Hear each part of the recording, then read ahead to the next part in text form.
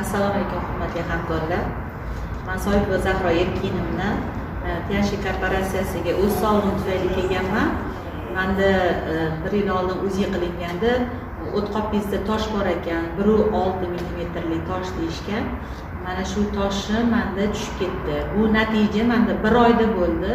Men mahsulotlarni hammasini dozirovkasi bo'yicha ichishni boshlaganman. Tozalovchi ham tiklovchilarni birdan ichishni boshlaganman. Shuni hisobiga menda tez qo'zg'alish bo'ldi.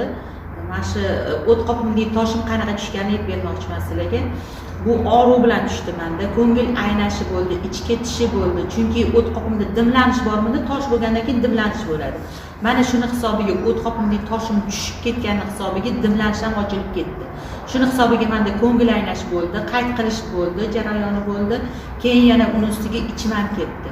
Bu jarayon 5-6 soat davom etadi, qo'rqmanglar, qolib ketadi. Keyin mana shu qayt qilib ichim ketgandan keyin uyga kelib mahsulotlarni hammasini ichdim, choy ichdim deb, keyin yotib uxladim. Yarim kechasi edi, unda soat 12-12:30 bo'lib qolganida menda 7 dan boshlandi shu pristup.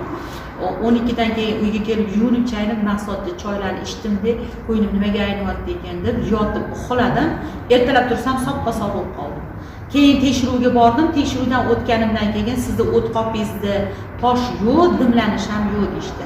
Hammaga effekt beradi. Albatta siz iste'mol qilinglar, ishonch hosil qilinglar. Hammaga omad tilayman. E'tiboringiz uchun